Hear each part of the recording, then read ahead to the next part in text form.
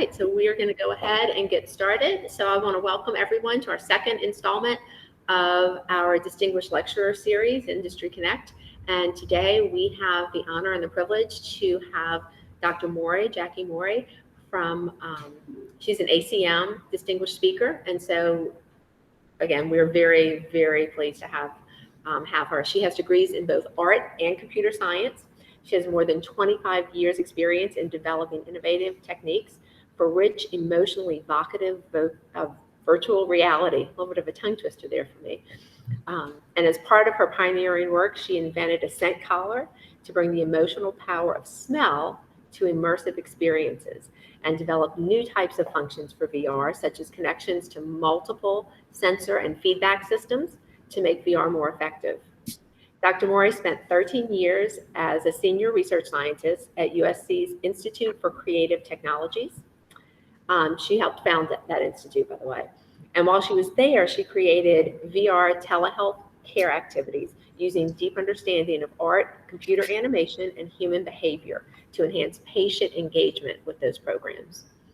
In the mid-1990s, Dr. Morie started a comprehensive computer animation training programs at Walt Disney at their feature animation and combined art and technology topics, which she later expanded to special effects industries at studios such as Rhythm and Hughes. And then prior to that, Dr. Morie worked at UCF's Institute for Simulation and Training, where she developed techniques to make VR environments more immersive and emotionally compelling. And she helped lead a group of innovative students called the Toy Scouts, which I think is just a fun name. She has been expanding her VR research to include neuroscience and avatars, developing methods to determine how such technologies can affect positive change in those who use them. She was part of the DARPA Information Science and Technology think tank from 2011 through 2015, and she lectures extensively on how technology will affect our future selves and humanity. And so without further ado, we welcome Dr. Morie. Thank you. Thank you, Bonnie. And this is going to be a little bit of a wild ride today. I'm going to be talking about many of the things that Bonnie mentioned in the bio that she spoke to. So you'll get to see some examples of that. Now, I won't go through everything, and some things are going to be very quick, but I'm going to go ahead and share my screen right now. And let's see, where is that? That is present now. And we're going to go to this one. All right, I think we're there, and then I'm going to say play from the start. So we got it? Everybody see my screen? I don't see anybody or hear anybody, so. It's working well. I can see it fine. Great. Okay, so the title of this talk is Creating Meaningful Works of Virtual Reality Experiences. And I'm really happy to share some of these thoughts today that I have been coming up with over the last 3 decades. So I think, there's some valuable information here for people who are embarking on creating virtual reality. But first, I want to say a few words about ACM. ACM, the Association for Computing Machinery, is a premier global community of computing professionals and students, more than 100,000 members in 170 countries. And it's really a place that's very rich to get content and to connect with other people. We, because I'm part of ACM for many years now, our mission is to help computing professionals to be their best and most creative. We connect them to their peers and to what the latest developments are and inspire them to advance the profession and make a positive impact on society. We see a world where computing helps solve tomorrow's problems and where we use our knowledge and skills to advance through the computing profession and make positive social impact throughout the world. And I am very, very happy to be an ACM member all these years. So thank you to ACM for making the Distinguished Speakers Program possible and getting so much more information out there shared among professionals and students alike. Everybody should join this, even as a student. All right, so the outline of my talk. I am going to start with a little bit about my background and my early VR work. That's from the last century. And then I'm going to talk about VR artworks from the very early days, also from the last century. Then I'm going to talk a little bit about what makes VR a very unique medium in its own right. I'll talk about some of my later work and the research I did into creating meaningful VR experiences. I'll touch briefly on my PhD work because that is where I put everything together and came up with key points for designing for VR. Then we'll go into the seismic shift that happened in 2012 for VR. And then I'll talk about some later works where I'm harnessing the power of VR for good, and a little bit about VR art and experiences as they exist today. So my background, I love art and science, and I have been looking my whole life for something that combined the two. In my early years, I thought I would go into medical illustration because that combined both the artistic and the scientific. But I ended up kind of dropping that and going totally into fine art and mostly into experimental photography. That actually led me into learning about computer graphics. And I have to tell you, this was really early on. This is in the 1970s. So computer graphics was a very fledgling area back then. But I learned it, and I learned how to program imagery and learned a lot about what was going on in the research end of computer graphics. That led me into 3D modeling, of course, which ended up with me applying to computer science grad school and getting in. And then I was able to dig deep into the computer science aspect of computer graphics. I was always very process oriented, and I wanted to know how things work at a very deep level. And so by getting a computer science degree and really understanding how to program graphics, I was able to understand that process. I also worked in some animation work very early on, and that led me to virtual reality. My art has always been about creating an emotional connection. And I found that with computer science, I could do the same thing. It was a little harder, had to kind of force it into that mold, but it was not impossible. So when I started building 3D environments, I came up with these sort of fanciful environments that put a lot of things in, and I thought they were really beautiful, but I wanted to put people inside them, and I didn't know how to do that. So before VR came on the scene, so we're talking about these in early 80s, early 1980s, I would build these things, and I would render out 2 images, stereo images of the scenes. And then I would show them in a stereo viewer like this setup here, so that you could just pick up the viewer and hold it towards the light, and then you could see a 3D scene, a little more 3D than you could just looking at the 2D images. So that was in the early 80s. But by the 1989 and the early 90s, I had learned about VR. And I worked my way into a research lab in Orlando, Florida, in what I call the second wave of VR. This is when it started getting into research labs and past the original, military funding sources that helped it in the 60s and 70s. This is when VR expanded so that people were really exploring what it could do, what it needed to be more realistic, and just trying out how it affects us. So I was in this lab and working with the Army research scientist doing perceptual and usage studies. Could we use VR to train someone what it was like in a different building?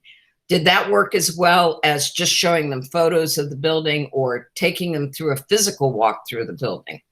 And also things like, very basic things like, how well could we see in these headsets of that day? We put in eye charts, and we found out that almost everybody was legally blind in those early headsets. But everything was so intriguing. VR was new. There was so much to discover. Very few people on the planet had actually tried VR at that point. But one thing I found out, the environments that we were building, the environments that you could experience were so boring. There was like very little there, even though you felt like you had been taken to another place. It didn't feel like there was anything when you got there. So I wanted to see how to evoke emotional responses like I had done in my artwork in VR participants and give them something to remember. This is a typical state of the art of VR in 1992 when I was working at the Institute for Simulation and Training in Orlando.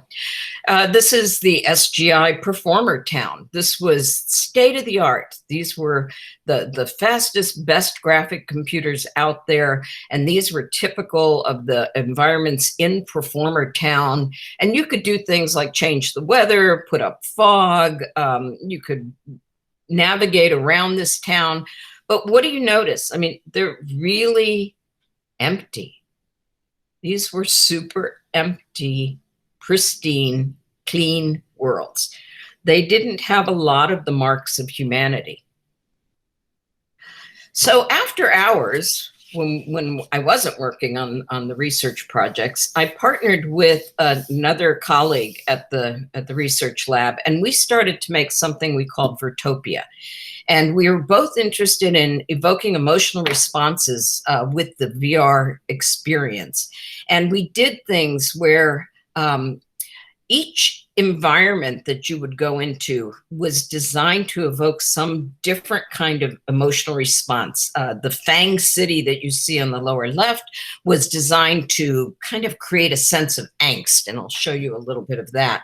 The one on the upper right was called the Conversation Room, and when you were in that, it was like you were in a party, but there were no people around. It was really hard to put people back in those days, put people into VR, or at least at 3D models of people. So this was the invisible crowd. But as you looked at the photos in that photo album on the table, or you went up to one of the walls with this sort of conversation abstract picture, you would hear snippets of conversation. You would be able to comprehend what the people were saying. And they were always kind of mysterious and intriguing bits of conversation. So my partner for this was Mike Goslin, and he ended up going to Disney Imagineering and working on many of the VR projects that they had there starting in '94. And I ended up going to Disney Feature Animation. This is the interface for our Virtopia project. It was a vast barren desert, and you could fly over this desert and come to one of these oases. The oases were very primitive because we didn't have a lot of polygons to work with. I think our texture maps were 128 pixels wide, whether we needed that many pixels or not. And every one of these oases had a little stone pool, and you could jump into that pool and it would take you to one of these different worlds. We ended up designing about 8 of them. I'm going to try and play a little bit of this just so you can see how primitive it was. Although we had fully spatialized sound back then, we had borrowed a $100,000 headset from Envision that gave us 90-degree field of view. Still not that many pixels, but it was state of the art for the time. So here's a little bit of this. Let's see if it'll. So it was the SGI version with convolved sound. Here we are flying over one of the oases. And this particular world was haunted by wraiths, and the wraiths would run away from you. You could never catch up to them. And we were able to do some things where we paged in these forests so that they were endless. So as soon as you got near the end, we paged in another whole set of them, so you could go forever in one direction. So that was a little bit haunting. I'll go to another one. This was a little crazy world. We will go to, this was the Fang City. Starts out as a very pastoral scene, and the clocks are ticking normally. And then as you're in here, it switches to this cacophonous sound, and clocks are clanging everywhere. And buildings are tearing through the surface like teeth, and the sky is no longer across the sky. It's these polygons of sky that go swirling around you. So again, a very angst-ridden world. And then, so we had, like I said, we had quite a few of these. This was the conversation room. I'll play just a little of that. Let's see, the sound doesn't start right away. And someone has suddenly retracted it. You start to fall. And these are recordings of someone's first-person view in the virtual world at that time. So this is what somebody was actually seeing and hearing when they were inside the VR with a headset.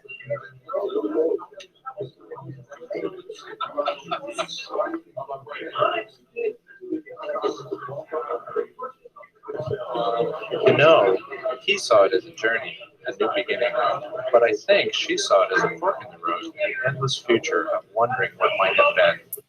So it was really hard to navigate. We had a space ball that we navigated with. I'm going to just show you a little bit of this world. This was called the spider world. And this was interesting because we had this spider have 8 states, from ignore you to attack you. And each state was connected to a different rhythm of a heartbeat. And you were hearing this heartbeat in spatialized 3D sound. And it was somewhat random. So you might go towards the spider and he might run away, or he might decide to come attack you. What was interesting about this is that we were using a principle called entrainment, where the rhythm of what you were hearing in the heartbeat actually made your heart beat faster. And interestingly enough, this was one where many people were so scared that they took the headset off and went from the room. And we were able to show all of the Vertopia pieces at the Florida Film Festival in 1992 and 93. So this makes it the first VR that was ever shown at a film festival. Today, it is the place to show your VR, film festivals like Sundance and others around the world. But this was the first. And we put a lot of people through this. And those that stayed all had some kind of emotional experience. Those that were in the spider, they didn't have such a good experience. But, you know, they at least knew they could get out. So it was a very successful thing. Mike Goslin in the white pants there and I were very, very happy that we showed that you could actually put emotions into VR. This made us realize that VR is a unique art form and a medium of its own. A few other places were starting to recognize this new form of engagement. And one of the big places was amusement parks. So at the International Amusement Park Conference every year called IAAPA, you started to see these things come in and you could go and try them out at these conferences. This is me trying out one where I look somewhat like an alien. And then Virtuality, which did both of these, made pods where you could have shared experiences. And they put these in places where you could go to them even on your lunch hour and have a VR experience. So some of this stuff actually worked its way into some amusement parks. Like I said, Mike Goslin went and worked for Disney Imagineering, and they did a really wonderful piece called Aladdin's Ride, where you were on a magic carpet flying through the cartoon town from the Aladdin film. But also artists were starting to look at VR differently. And in Canada, the Banff Center's Art and Virtual Environments program was started in the 1990s. Now, the Banff Center has always been a place to do wonderful media. And they were really prescient in saying VR can be an art form. So what they did was put out all kinds of equipment. They invited specific artists to come and have a residency there for a year or two. And they gave them everything they needed to put together the ideas in their head and to realize them as an interactive, immersive virtual reality experience. Over the 3-year period that this program was in existence, 9 pieces were made. And it was some of the most advanced VR being done anywhere in the world. Artists could push this medium like nobody else. They were not shy about saying, what if? We're going to look at about 3 of these 9 pieces and just see what was going on. Whoops, wrong way. One of the most incredible ones was done by Brenda Laurel and her team, and it was called Placeholder. I won't get into all the details, but Brenda had a theater degree. In fact, her dissertation was Computers as Theater. And she did a VR piece that took a lot of inspiration from the native lands around Banff. And they went out and they actually digitized and did some photogrammetry of the space. And that was the background of what people would see in the virtual world. Now, it also could network up to 4 people together. And so you shared the space with others. The interesting thing about Placeholder was that when you got into the VR, you took on the form of a spirit animal. So you can see this guy in the middle here. He's flying with his arms. He was a crow or a raven. You could be a fish. You could be a snake. And they modulated the voice so that it sounded more like the spirit animal that you were inhabiting. On the right here, we see Brenda herself in one of these head-mounted displays of the time. The other interesting thing that they did was they allowed you to leave messages. So you would see these icons, and this was a placeholder message object. If it had the first icon, it was asleep. You could wake it up. It would show the second icon. It would be ready to receive your voice message with the third icon. And then if it had a message to play back for a future participant, you would see the final icon. If this wasn't enough, there was also the theatrical aspect to it. You see there's sort of a little set here with the different spaces outlined by rocks and a little green center. Brenda would also be part of this environment as sort of the stage manager. And she could say, Crow, are you flying over to Snake right now? And she could manage the actions of the participants in this way. So you can see Placeholder had a lot of firsts and a lot of really unique ways to think about VR. There is a record of this on Vimeo. So if you're interested, you can pull up that Vimeo and look at it. Quite fascinating. Another artist, Tony Dove, was working with Michael McKenzie, and they came up with something called the Archaeology of a Mother Tongue. Now, that archaeology piece was kind of a VR movie. It was 45 minutes long. And it had the story of a coroner who goes to investigate the death of a child in a village. And through a series of actions and interactions, comes to find out that it was something that happened there, and she was there when it happened as a child. 45 minutes is a very long time to be in a VR. So this, again, was a big first. If you see this gray object over here towards the right, that is a depiction of your hand in the VR environment. So you would have a glove on, and the way you moved in many of these VR environments back then was to point your finger in the direction you wanted to move, and then kind of beat your other fingers back to say, let's move faster or slower. It was a very strange way of navigating, but that was kind of the standard back then. But Archaeology of a Mother Tongue is fascinating in that it's one of the first sort of interactive VR movies in 45 minutes. The last artist we'll look at from Banff is Lawrence Paul Jacquelyn, and he was a native First Nations artist already working in Canada. And they invited him to come in and build VR.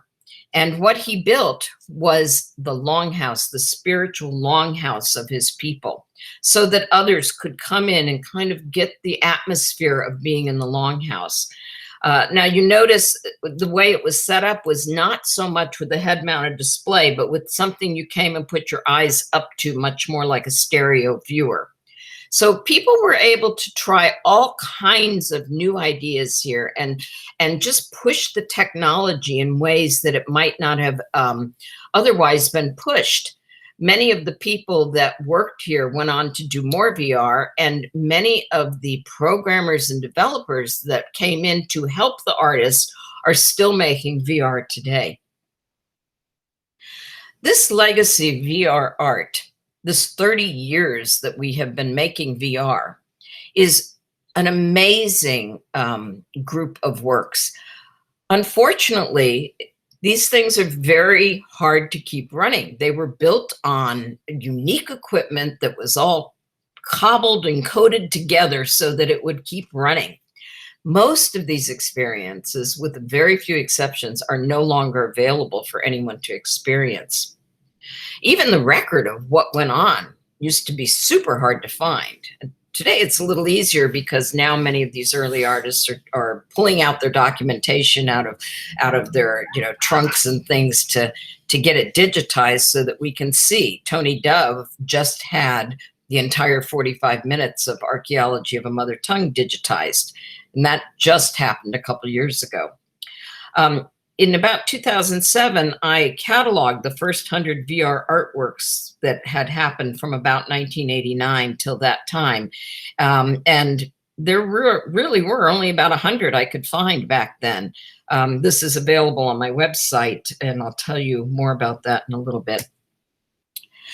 There is one other piece I want to talk about in terms of this early VR art, and these are actually two pieces by an artist named Shar Davies. She was a painter. She always painted these things that were full of light and very ethereal and very mysterious, and she did two pieces, one called Osmos and one called Ephemerae, and they took you through sort of very spiritual locations and through seasons and through going from the top of a tree down through its roots and just really looking at nature in a very different way. These were very spiritual experiences. The people that got to go in these were moved to tears often. They were shown in a museum a couple of times, and when they were shown in a museum, the person who was in the VR was behind this sort of orange screen, so you could see what they were doing, and you could see the visuals on another screen, and you could sit out in sort of the audience area and watch this person having this experience. The way you navigated in these was based on Shar's experience as a scuba diver. So they put a respiration band around the participant's chest, and when you breathed in, you went up, and when you breathed out, you went down.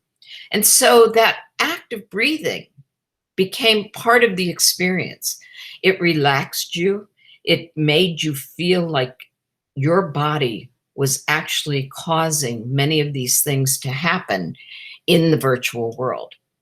This piece has been absolutely one of the most iconic pieces of VR art ever made, and we'll talk a little bit more about it because, as I said, it's very hard for these pieces to be experienced today. Shar's pieces from the 1990s were rebuilt in 2001 by some of the original programmers and people who had been at Banff, and they were revamped for the equipment of 2001, and they were shown at a museum, which is where I got to go see them. And then they couldn't be run again for the last few years. And so the same team is right now rebuilding Shar's work for the newest systems out there. So they'll be available to see again. Now, I want to go over some of the critical aspects that makes VR a unique medium. It is experiential above all else. So you are having an experience. Most VR, because of the headset, separates the user from the physical world and puts them in a cognitively real alternative world, feeling the sense of presence, like they're really somewhere. VR capitalizes on the embodiment, where you use one's body in the VR space, whether it's breathing or moving with your hand or walking or whatever it is. That navigation through the space requires your body or some part of your body. And that ties you very tightly to the virtual space. True VR also has to include agency, where people can make choices. Whatever they want to do, they can turn and walk this way, they can fly over there, they can pick up this object or not. And that makes it a very different experience for each person who goes in it, because those choices are personal. Artists are the ones that I think have done the most to advance these VR ideas and capabilities. There was a lot of research done in the 1990s and 2000s to get more functionality into VR, more resolution, more higher, higher rendering rates and frame rates. But the actual, what you can do in it, I think, is something that the artists have been really integral at making happen. All right, I'll take a breath here. Next, I'm going to just talk a little bit about my later work. I call these my research years. I was lucky to help start the USC Institute for Creative Technologies in 1999. And the work that I got to do was to really push all of my ideas about how to bring emotional impact to these virtual reality environments. Now, we were funded by the military, and they're interested, of course, in VR for training, which is what the original funding for the earliest VR, the sort of first wave of VR, was all about.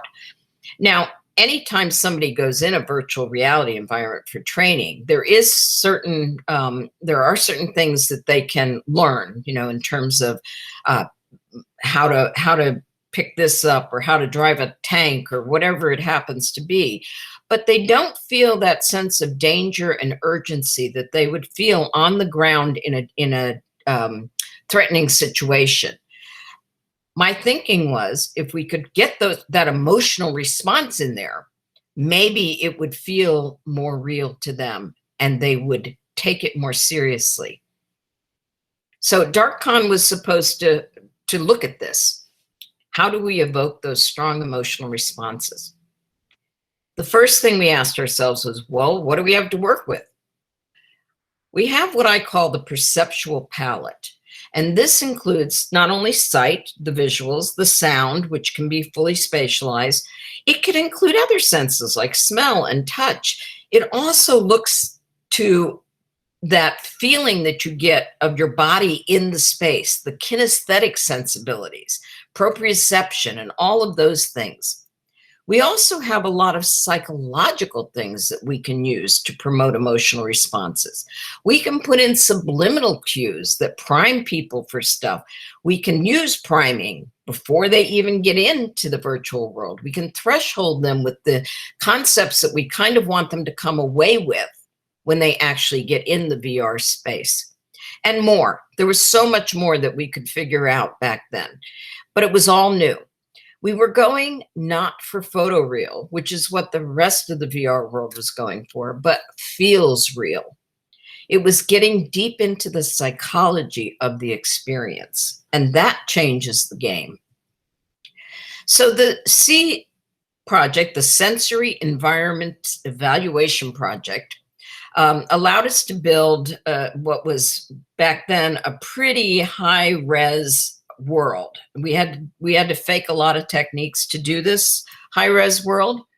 We put you in a deep, dank culvert, which stunk, and had a lot of clues about how to move you through that space and to tell you where to go. We had strange sounds that you couldn't quite tell where they were coming from. We put people through this as a study, and we added heart rate and skin conductance and other sensors to them so that we could see if we were getting the reactions that we had designed where we had designed them to happen. So I don't have enough time to go into all of this, but you can see we had things like bats hanging from the ceiling. And when you went under them, you startled them, and that evoked a startle response in you. But the bats also flew out a certain direction, which would tell you how to get out of this culvert and out to where the riverbank was. We gave you a mission, which was to see if this abandoned mill complex on the other side of the river was inhabited by paramilitary forces or refugees. And there were a lot of clues in the culvert to say it could be one or the other. And then you had to find a place to get close so that you could really tell what was going on. If you thought it was paramilitary forces, you were to drop a GPS device, and that was the mission. So we put hundreds of people through this world and found that we got the desired responses everywhere we had designed them. We showed this in what we called our VR theater. Now, this was basically set up for demos. We had a curved 120-degree curved screen with the spatialized sound components behind it and around the room. The person in the VR space would be standing on this stage with the headset on. And the screen was mainly for the audience and the people that were coming in to see our demos. So it wasn't exactly what the person was seeing, but it was representative of what they were seeing in the headset. Now, I expanded the VR theater to have not only the 3D sound, the real-time 3D sound, but an infrasonic floor. So I had a local company build this infrasonic floor, which had 10 subsonic transducers that we could play between 4 and 20 hertz. So below the threshold of hearing, but your body viscerally felt these. We used that infrasound to have an emotional score that you didn't hear, but you felt throughout that DarkCon experience. And funny enough, it was without the infrasound that it was the most relaxing. So when you got to the end of the culvert and you were out at the riverbank, there was no infrasound. But when you were deep inside of it, the infrasound was very disturbing, even though you didn't hear it. And we, again, with the sensory input, or the sensor devices on the participant, we found out that it worked exactly as we predicted. So the idea was not to make each component as high fidelity as possible, but to create a sensory gestalt where you put all of these techniques and senses and psychological components together to come up with something that was greater than the sum of its part. Part of this was to add scent. Now, you could put scent in a VR back then, but it was usually a big box that had these huge cartridges in it, and it stunk up the room, and you had to use an HVAC system to get the smell out. And my fellow researchers said, nope, you're not doing that. I even got some of those, and one of the things that we wanted was the smell of diesel exhaust. And they said, no, we're not doing that. So I said, okay, I'll invent something that keeps it very localized, just comes right to your nose. It will not stink up the room, and it will be much more personal.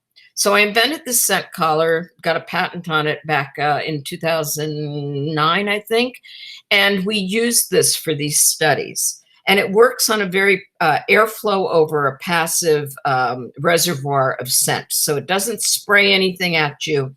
It just wafts the smell towards your nose. And in this version, you could have up to 4 different scents. So we had bat guano, and we had the stinky culvert, and we had the fresh riverbank. And at the very end, almost everybody gets set upon by a vicious dog. So we had smelly dog in there too. So it was a very interesting use of scent.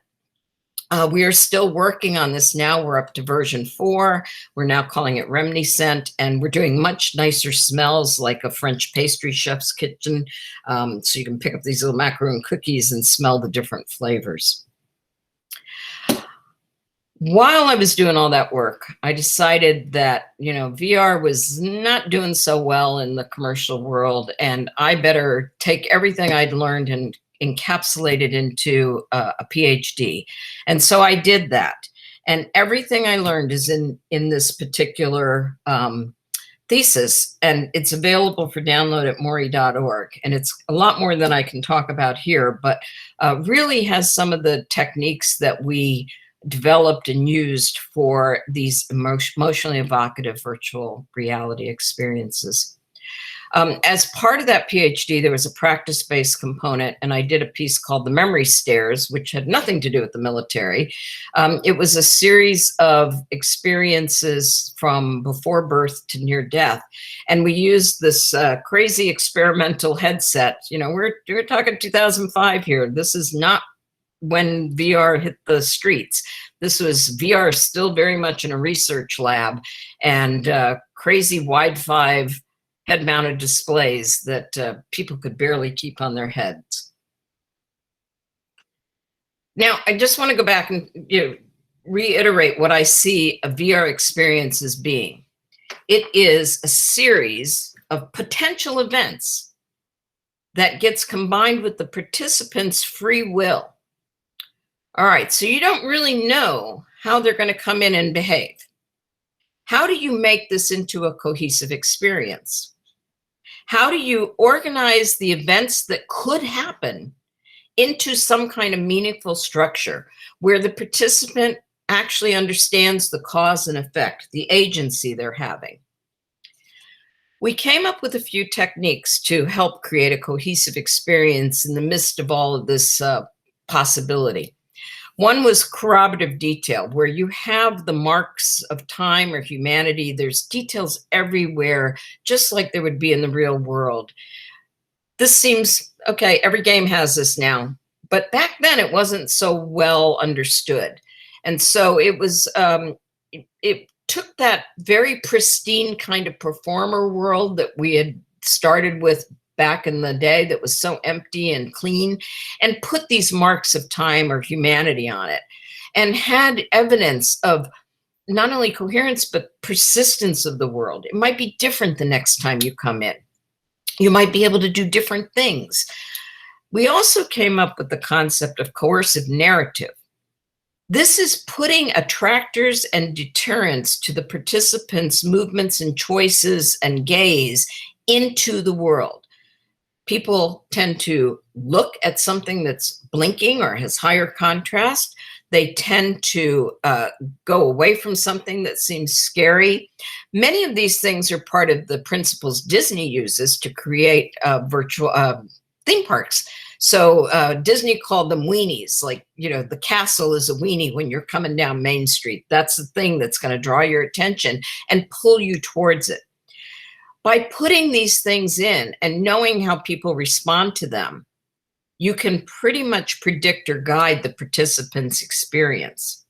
And again, these are all detailed in that thesis. The memory stairs, like I said, had experiences from before birth to near death. This was the embryonic chamber, which was before birth. All the sound was through water. There were 2 heartbeats spatialized in this piece. And you heard everything, including people singing lullabies or a fight, as if you were inside the womb. And then the next one, of course, you were just new and you were in the crib and you couldn't move much, but this world had a lot of smells. So there was baby powder smell, and then the mother's face. These faces came in and out of you in the crib, and there was a little mobile playing with a little tinkly tune. And as these faces came in and out, they would goo and coo at you. And when the mother's face came in, though, you smelled the mother's perfume, which was my mother's perfume. So this is sort of an autobiographical, but with a lot of artistic license. So this was a really interesting world. Another one was called the Forgotten Rooms. These rooms were ancient, and every once in a while you'd see the ghost of a child who had lived there come back.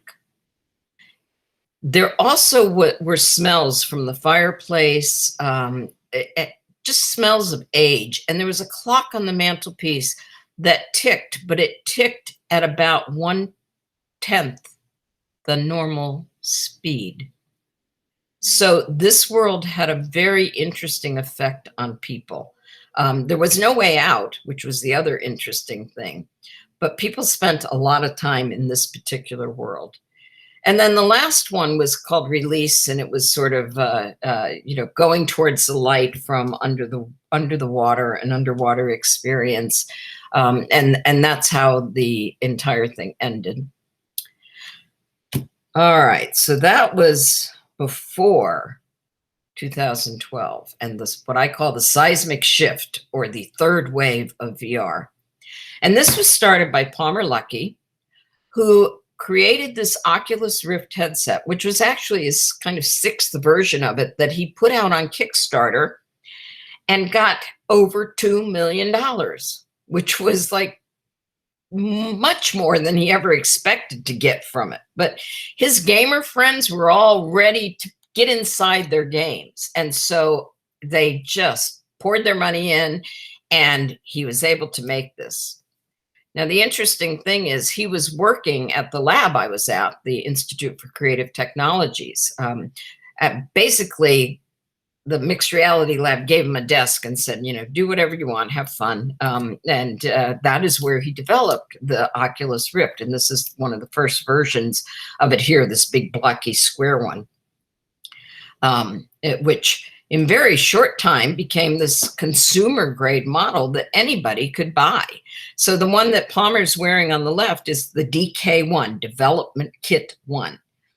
And we used that for a project I'll talk about in a minute for NASA.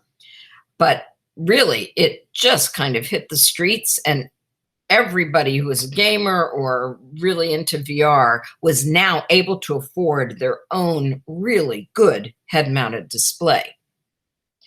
So what happened to make this shift so seismic was that VR had jumped the labs.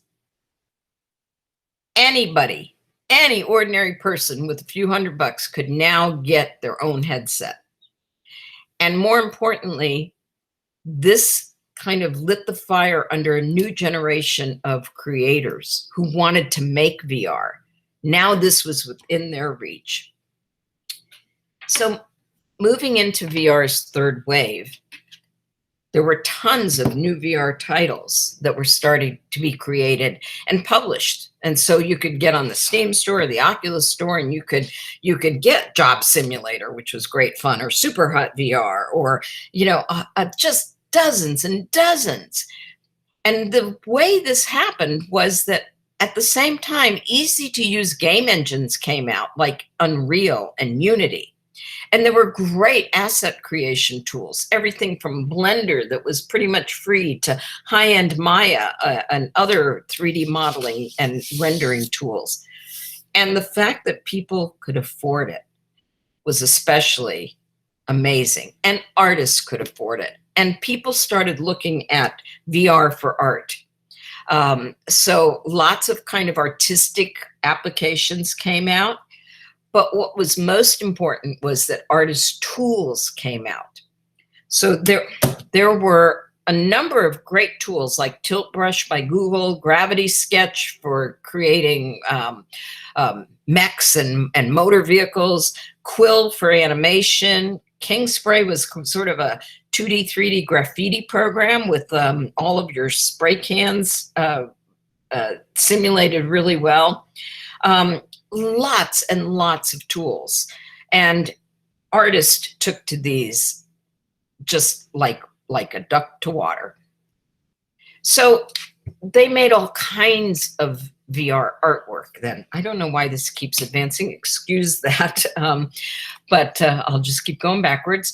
Some of it was recreations of classic artwork. So on the right here, we see this French Revolution painting, and this Anna Ziliava was actually creating this at the Louvre, and you could step into her painting. You could actually go in and walk among the 3D people in this painting that she did also as a performance piece. People could watch her make this in tilt brush. So people could make still builds that were either based on classic artworks or on something original, or they could be animated, or you could do figure drawing or portraits. You could have art that accompanied music that was more abstract, but you could also have narrative stories or animation. So VR now becomes a lot of things. It is experience. And one of the best examples of this is Nani de la Peña's immersive journalism. Now, Nani was a student of journalism back in the mid-2000s, and she came up with this concept that she called immersive journalism. She was a journalist, and she adhered to all the principles of journalism, but she wanted to recreate situations that had happened that you might see on the news as a VR experience that you could be in. So the first one she did was Hunger in LA. You see that on the left here. This was a line for a food distribution site in downtown LA where one of the men suffered a diabetic seizure while they were waiting in line because the line was taking too long. And they had the recording of the sound that had happened, and people got in this, and you couldn't help because, you know, it happened, it unfolded as it had happened, but it really, really affected people. People came out of this experience crying. She was invited to bring this to Sundance. Again, this was one of the first VR pieces to go to a film festival. But what a unique one in that it was immersive journalism. And you see Nani here with that same headset that I was using for memory stairs. This was the Wide 5. So we were at the same research lab. And actually, Nani started out as my intern, but then just totally eclipsed me. And it was wonderful to see. On the lower right, there's a picture from her project Syria.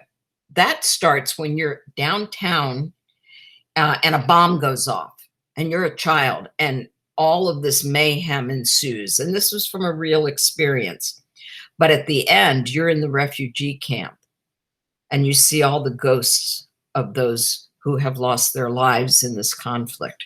So a really powerful, immersive stuff here, really powerful experiences that stick with you and affect you like a typical newscast wouldn't.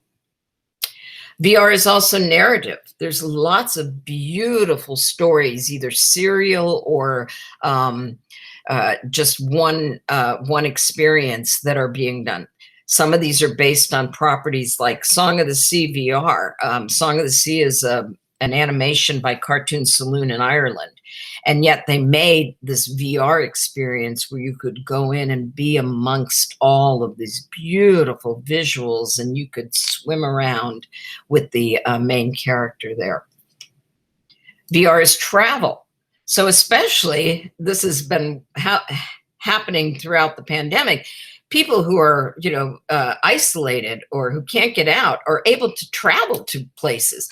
I don't know where these two people are actually seeing here, but they could be in a magical world like this underwater scene. And there are so many beautiful VR travel experiences available today.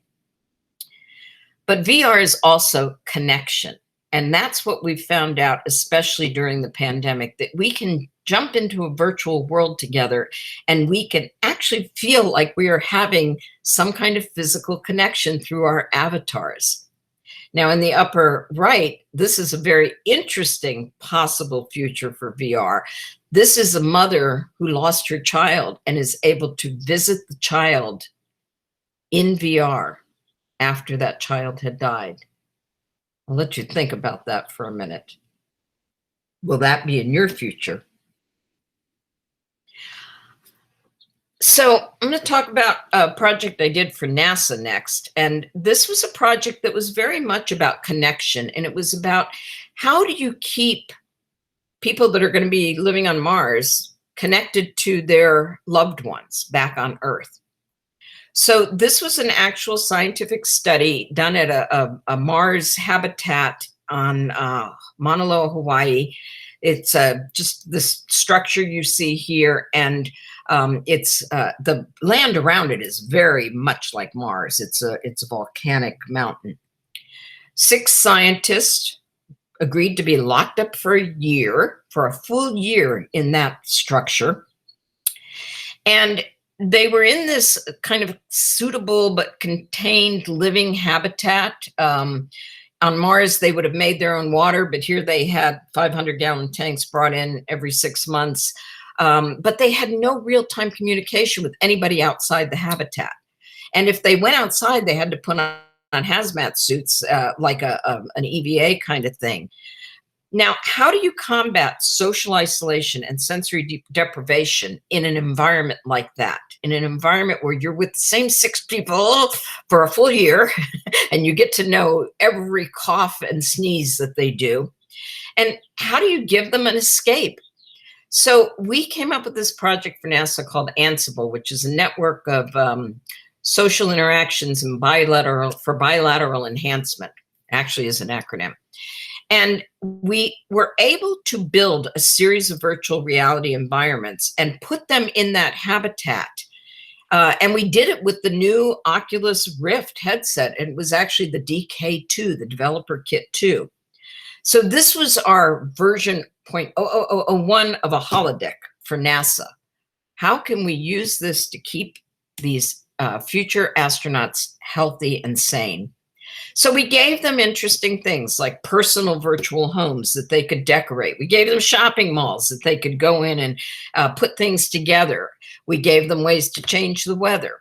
We gave them a central hub where they could leave messages for each other. And they could even animate their avatars and record that animation and leave that animation for their friends or family who might come in later. Because there was no synchronous communication, the scientists were able to go into the world on Monday, Wednesday, Friday, and then the family and friends back on Earth could go in Tuesday, Thursday, Saturday. And every morning about 3 a.m., we would synchronize the world so that the other side could see what their counterparts had been doing on the day they weren't there. So it was a way to connect in a sort of an embodied way, but better than email. We made them a lot of vacation spots, things they could do like skiing or going to the beach or even, visiting Gale Crater. They could visit each other's home sites. There was a lot they could do. We gave them a virtual club where they could watch movies with their avatar. And we even got Reggie Watts to come in and sing a special song that he made up on the fly for these 6 scientists who were sequestered for that year. And we captured him as a fully volumetric 3D avatar and then put him on the stage for them as a surprise. This is the team that built this. It was not a huge team, but a great team. And we got a lot of papers out of this about how this can positively affect your psychological health. We had a control group that didn't have this, so we had something great to compare it with. And you can see videos and things at my All These Worlds site. So we're coming to the end here. VR Art Today has an explosion of new and established artists. There are so many, I can't even list them all, but the work is amazing. It can include performance pieces like Gary Villarreal did a piece with the Angel City Chorale where he illustrated some of the music that they were playing with a full orchestra and a full choral group in real time. And that was quite a while ago, I think, like 4 years ago now. And we have virtual museums. We have museums that are in VR that show work like this that you can go in and interact with. And, some of them are just beautiful things. And some of them are very interactive, or you can move and it changes the artwork. And these kinds of galleries are starting to become much more popular. Now, for this particular one, you do have to have a headset to get into it, but there are some that you can see either through a web VR interface or through the headset interface. And there are more classes that are happening. I teach a couple down at Otis College of Art and Design, but they're everywhere now. So we are training the new generation of artists to use these tools and techniques so that they can create something wonderful. And so they have been, and it's going to be interesting to see where it all goes in the future. Tomorrow, well, there are going to be more tools, more artists, more innovations, and think of just this one. Remember I said that in the early days there weren't any avatars or people in these virtual worlds? That's changing. So Unreal just put out a way for you to create what they're calling metahumans in the Unreal Engine.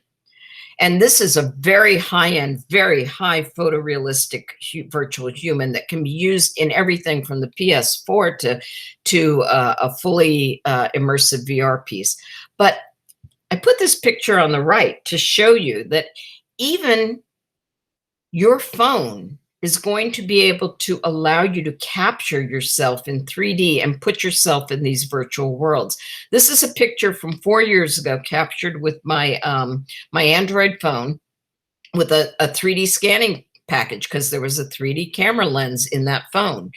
And, you know, it takes a few, this one took a few seconds. Today, you can do that in like 5 seconds. I would like to show this MetaHumans 1 minute video just to show you what's coming. Now, can you see the video or not? I am a metahuman. Are you able to see the video? Yes. Okay.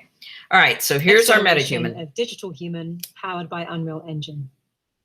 Metahumans are high fidelity digital characters created by you, the user, on our new content creation platform, MetaHuman Creator. I am fully rigged, ready for animation and motion capture, allowing you to work in context. With everything running live in Unreal Engine, my motion works seamlessly on other characters. I have 8 levels of detail and have been tested on a wide range of hardware platforms, from feature film to mobile. If you're interested in learning about my animation rig or high fidelity deformations, built on Control Rig, the new strand-based hair system via the Groom component, or how everything is tied together and animated in Sequencer, then have a look under the hood in this project. This is just a glimpse of things to come. So I don't know about you, but that just blew me away. And that only came out like a week or so ago. The other thing that we're finding for people who are starting to build these virtual experiences with humans, with metahumans, with characters, is that there is a new talent needed, which is creating conversations for these characters. Many of them will not be avatars. They won't have a human behind them, but they will be driven by AI systems. So they'll be able to converse with you, but getting those conversations to be believable, to be human-oriented, to give these characters personality, that's a whole new ballgame coming out. So our final thoughts here, you know, for designing experiences that are meaningful and compelling, how do we do this? You know, some of the techniques we've developed, some still need to be developed, but this has got to be where the participant inhabits a space in a visceral way and gets a personal connection to that experience and completes that experience. It's not complete until they get in and make their decisions and their choices. This takes that space that has been made into something that's a place that becomes memorable, that gives you memories and affects you every bit as much as the physical world that we exist in now. It's going to be a really interesting blend of physical and virtual coming down the road. And so we need more creators to be building things that are meaningful to us as humans. All right, thanks for listening. Here's some contact information. If I don't know if we have time for questions, but I'm happy to take a few if anybody has any. I know that was kind of a wild ride.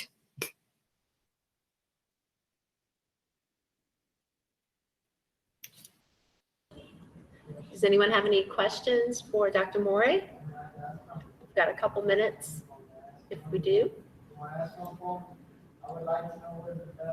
Sure, I have a question, if you don't mind. Okay. So were you able to hear that? I didn't hear the question. I heard I have a question.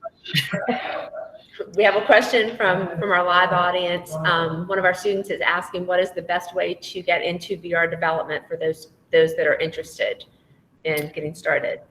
Well, you live in a time where it's so easy to get into VR development because there are so many things out there on YouTube. You know, pick one of the game engines, pick Unreal or Unity, and start learning that. If you're technical, you can learn to model. There are as many different tasks for creating VR as there are, just like in a film where there's so many different areas that you could excel in. You could be a modeler, you could be, a character creator, you could be the one that writes the scripts, you could do the intricacies of the interactions in the game engine. A real easy way to get started is to use WebXR. So during this lockdown, I've been teaching my students at the art college with WebXR tools, and this is a real kind of low overhead way to start building stuff in that you can experience as a VR world. And the two big ones are Mozilla Hubs, so that's open source. It gives you a content creation package that is called Spoke. Spoke connects you to things like Sketchfab and Google Poly, where you can bring in assets and sounds and images, and there's some particle systems and things like that. And you can build a world there, publish the world, and then you and your friends can get in the world and explore. There's also a new package called Styly, STYLY.cc. And that's another WebXR. So this is totally VR that's on the web. And when you publish those creations to either Hubs or Styly, the person that comes to the URL you send them can either enter with a headset on or just enter 2D on the screen. So that's why I say it's low overhead. You don't even have to have any equipment. Just have to have a somewhat decent computer. I do it on my Mac, so it doesn't need a high-end rendering computer. So those two things are really simple. Also, just get in and try things. For AltSpace VR has hundreds of events every week, so you can kind of see what's available there. VR Chat is another social VR package, and both of those I think you can get into with a headset or just through a 2D screen. So you can see what's out there with AltSpace VR and VR Chat. You can get your feet wet with Styly or Mozilla Hubs, or you can get your feet super wet by going and learning Unity or Unreal or a modeling package or a character design package. The MetaHuman thing I showed is not quite out yet for public use, but it will be by June, I think they said. And that's another thing that somebody can be able to create amazing characters that way. So I hope that gives you a good start.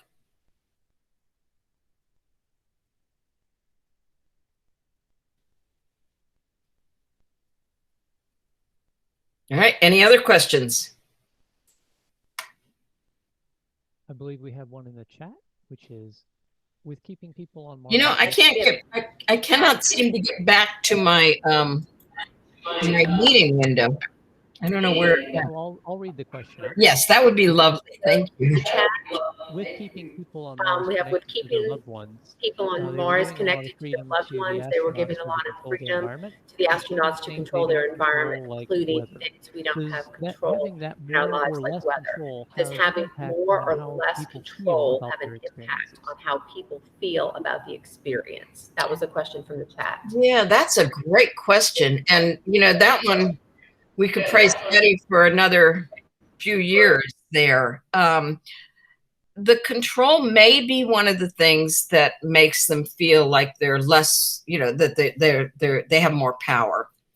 Certainly, you know, they can't go outside, so they don't have that choice. But we had one of those scientists who just totally made crazy things happening in his home space.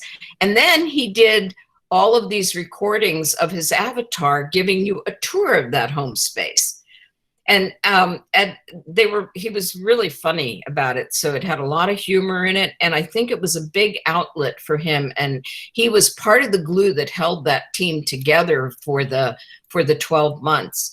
So it's going to be different for every person. You know, maybe being able to create while they're locked up is going to be key for some people. Maybe the leaving messages as an avatar recording will be key for other people. Maybe just going and floating down a river with your avatar and hearing the, you know, the frogs and the crickets might be another thing. So it, based on a particular person's needs and personality, I think there are different things that give them that sense of well-being. So we haven't unpacked that totally. You know, matching up the personality to what a particular person might need, but I think that's something that's got to come. You know, putting these crews together. One of the things NASA traditionally has not done is look at how people work together. You know, whether these personalities are compatible. But it's something that they may need to start thinking about, especially if we're going to send people out to inhospitable environments like Mars or the moon.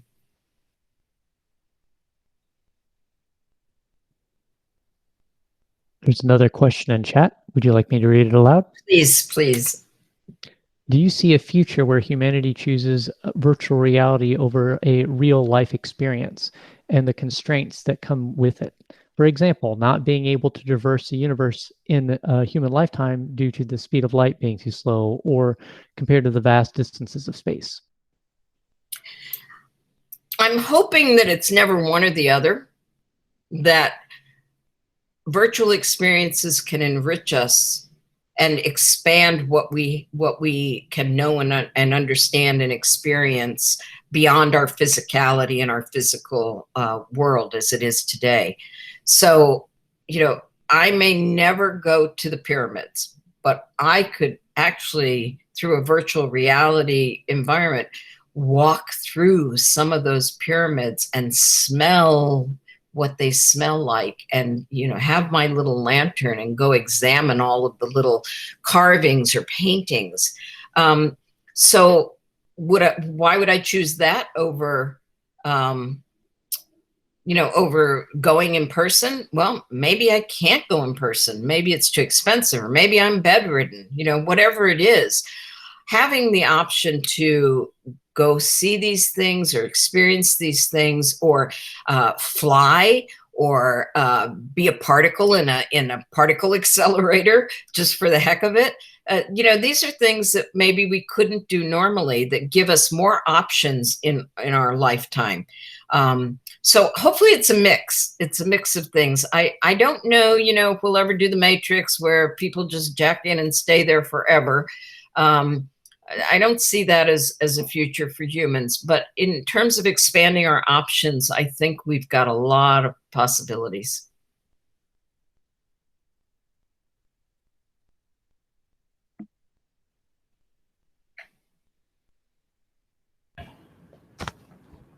Yes, hello. I have a question. There might be a few nested. I'm not sure. How many jobs are available in the VR world, and what is the community like in VR? Because it seems to be a lot bigger than I originally thought it was. And what do you do in those jobs? Like, there's different areas of it. Like you mentioned art, and there's programming. Like, what are like the different jobs that you can get with VR? Well, everything from marketing a company's VR products to building the products to doing studies on how those products are affecting people to, you know, there's actually jobs in all kinds of things like packaging. So somebody puts out a particular VR experience, but they want it in kiosks at malls. Somebody's got to design that. somebody's got to write the marketing copy for that. So what we saw when that third wave of VR hit and dozens and dozens of companies opened in the LA area, that community would get together every week or so for events or panels or whatever. And almost always there were jobs that were out there, either senior Unity developer, junior modeler, texture artist, character designer, marketing manager, someone who might be a fundraiser.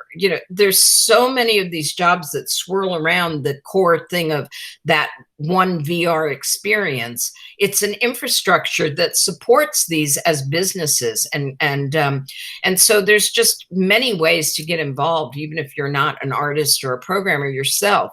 And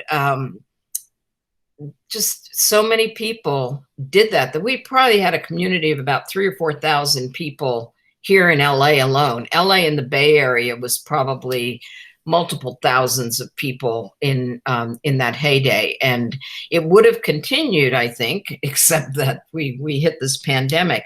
Certainly things like location-based entertainment, those things were just riding a wave until people couldn't get together in these arcades or these places. We're going to see them come back. We're going to see even sort of niche things like immersive performances, immersive theater.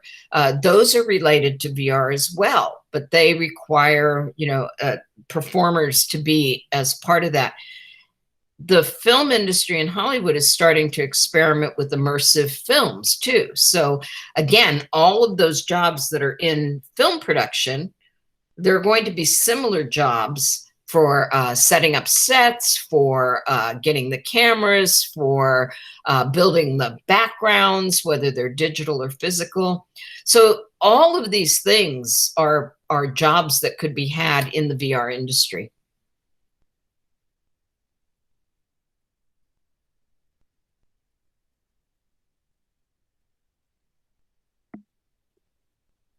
I guess it's common. All right, well, if we don't have any more questions, I will say thank you so much for your time. I just found this fascinating, and I think what's so wonderful is just what you're saying, that there are so many aspects to it, that for our students as programmers, there's a definite place for them, but it's also a wonderful way for various communities to come together and collaborate on something that's just really exciting and can offer unended potential, just endless potential. So I thank you for sharing your passion with us. We appreciate it. You're very welcome. It was my pleasure, and I hope hope to see some of you out there in the VR world. I certainly hope so. Thank you so much, Dr. Morie.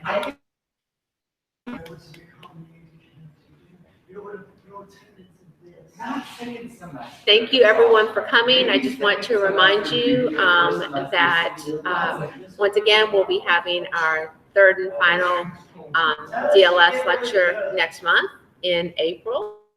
Will be able to join us back at that time, and I'll have more information on that. And until then, once again, thank you to Dr. Morie, and we look forward to going to some of those websites, checking out some of those videos, and hopefully you'll see some development coming out of Southeastern pretty soon. That would be awesome. Yeah, maybe I'll even get to visit sometime. Love that. All right, everyone, y'all have a great day. Take care. Bye. Bye. I did come here.